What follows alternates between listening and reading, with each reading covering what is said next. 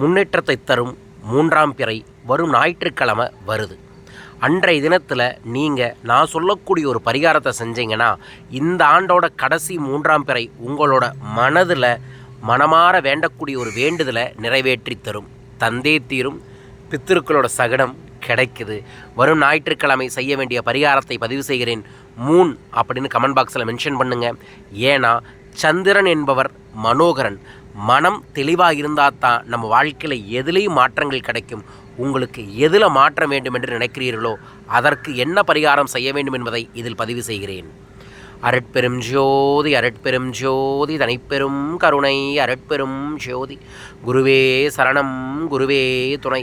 குலதெய்வமே சரணம் குலதெய்வமே துணை. குபேரரே சரணம் குபேரரே துணை. ஆனந்த வணக்கம் அன்பு அன்பர்களே. உங்கள் வாழ்வில் சகல ஐஸ்வர்யங்களும் லட்ச லட்சமாய் கோடி கோடியாய் பெருக வேண்டுமென மனதார பிரார்த்தித்து இந்த பதிவை உங்களுக்காக பதிவு செய்கிறேன். சென்னைக்கு வந்திருக்க ஆனந்த ரகசியம் பயிற்சியை நடத்துவதற்காக வரும் திங்கட்கிழமை சென்னையில் என்னை சந்திக்கலாம். வாய்ப்பு இருக்கிறவங்க சென்னையில் தனிநபர் ஆலோசனைக்கு தொடர்பு கொள்ளுங்கள். வழிநடத்துகிறோம். உங்கள் வாழ்வு வளம் பெற. வரும் ஞாயிற்றுக்கிழமை 6:45 7:30 ஒரு தட்டில் பச்சரிசியை பரப்பி சென்ட்ரலில் நெய் அகழ்விளக்கு ஏற்றி அதற்கு முன்னாடி பிரியாணி இலையில் உங்கள் வாழ்க்கையில் என்ன மாறணும், கடன் தீரணும், பணம் வேணும், வேலை கிடைக்கணும், தொழில் அமையணும், நிறைய வாடிக்கையாளர் கிடைக்கணும் அப்படின்னு என்ன வேணும்னு நினைக்கிறீங்களோ அதை ஒரு பிரியாணி இலையில் எழுதி அந்த பிரியாணி இலையை அந்த விளக்குக்கு பக்கத்தில் வச்சுட்டு நீங்கள் உங்கள் கையில் சுண்டு விரலுக்கு கீழே கட்ட விரலை வச்சு நமஸ்கார முத்திரை வச்சுக்கோங்க. இது சொர்ண முத்திரை நமஸ்காரம். என்னங்க?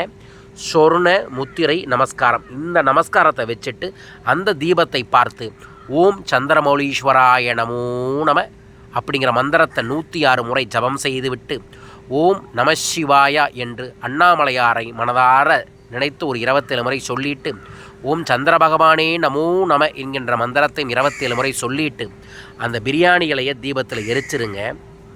தீபத்துக்கு கிழக்கக்கூடிய அரிசியை எடுத்துகிட்டு போயிட்டு மேற்கு திசையில் தூவி விடுங்க.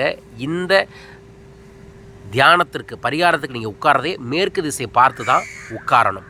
உட்கார்ந்து வழிபாடுகள் முடித்த உடனே அரிசியை தூவி விட்ட உடனே வீட்டுக்குள்ளே வந்து தங்கம் பாருங்க, உங்கள் பெரியவங்களை நினச்சி நன்றி சொல்லுங்கள், ஆசீர்வாதம் வாங்குங்க.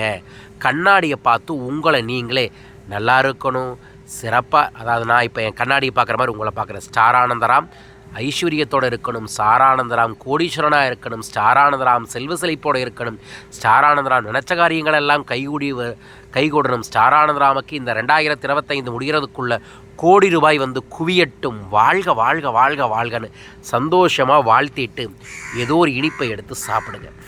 இதைய நீங்கள் ஒரு ஞாயிற்றுக்கிழமை செஞ்சு பாருங்கள். கண்டிப்பாக ஒரு மேஜிக் நடக்கும். உங்களுக்கு அந்த மேஜிக் நடக்கணும்னு நானும் அன்னைக்கு பிரார்த்திக்கின்ற பயன்படுத்தி கொள்ளுங்கள். அனைவருக்கும் அனைத்து செல்வமும் பெருகட்டும்.